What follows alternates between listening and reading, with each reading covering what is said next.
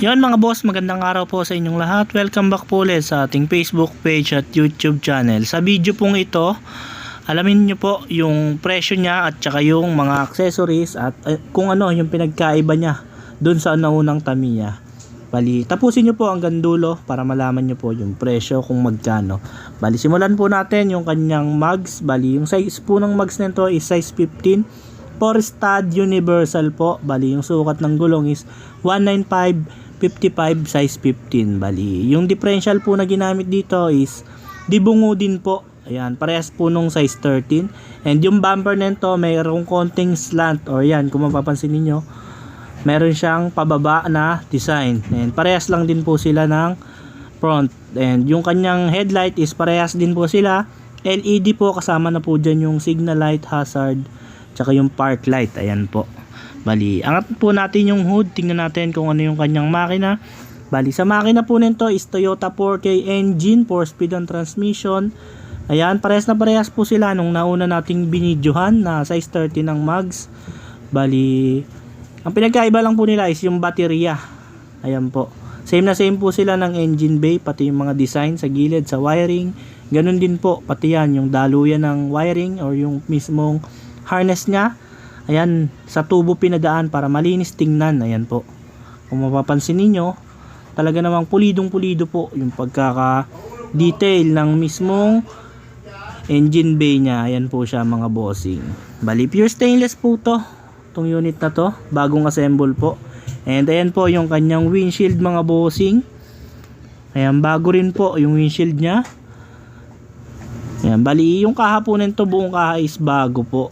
Ayan. And bago natin ibigay sa inyo, lalagyan po natin siya ng trapal. Ayan, buong trapal po. Ayan, para in case na iuwi ng malayo, meron po siyang trapal. Free na rin po yon, and mamaya yung presyo sasabihin natin. And ito po yung kanyang upuan. Ayan po, Surplus Japan po yung kanyang 2-seater. Parehas lang naman din po sila. Ayan po. Tapos ayan yung roll cage nya. And ito naman po yung mga gauges nya. Kompleto rin po. Speedometer, ampere gauge, temperature gauge, oil gauge, at saka yung fuel gauge. Kompleto po. Lahat po yan is functional mga boss. Gumagana po. And ayan po yung pinaka ibabaw nya o yung roll cage nya mga bossing. Bali, dito naman po tayo sa likod. Ayan po yung view sa likod. Ayan naman po yung pinaka ibabaw. Kung mapapansin nyo, yung pinaka roll bar nya, loaded na loaded. Double po yung pinaka roll bar nito. Ayan, yung iba po kasi single lang yun nilalagay. Ito po double. Bali, ito po yung kanyang likod or yung tinatawag na tailgate. Removable din po yan. Ayan, di tornilyo po. And yung ginamit dito na taillight is Hella 135 po. Bali, yung size 13 po is LED po yung taillight nya. Ayun po yung isang pinagkaiba. Bali, ganun din po yung steering wheel nito. Momo po yung steering wheel nya, copy. And ito din po yung kanyang mismong mga switch ng mismong hazard, yung fan sa radiator, tsaka yung fog light sa baba. Bali, yan po yung mga gauge, kompleto po yan. All working po mga bossing. Ayan, kung makikita nyo, parehas na parehas din po sila. Ayan, may handbrake din po itong isang to. Bali, ayan po yung 2-seater nya. Ayan, bali yung 2-seater nya, ayun lang din yung magkaiba dun sa isang unit na ibinebenta natin mga boss, yung size 13. Bago, ayun po, yung kanyang pedal is same lang din po sila, na may design yung kanyang mga hanging pedal. Ayan po, bali, yan po yung forma nila. Ayan, bali, sa magtatanong po ng presyo, ang price po nito is 320,000.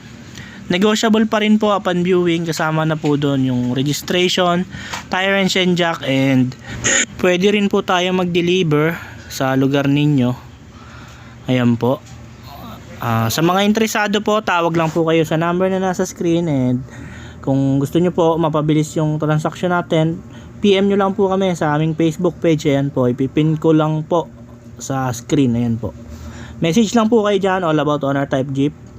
Tapos, may sasagot na po sa inyo. Bali, yun lamang po mga bossing. Bago nyo po tapusin ang video ito, huwag nyo pong kalimutang i-click ang subscribe button at i-on ang notification bell para lagi po kayong updated sa mga video na ilalabas namin patungkol sa Honor Type Jeep. Yun lamang po mga boss. Marami pong salamat.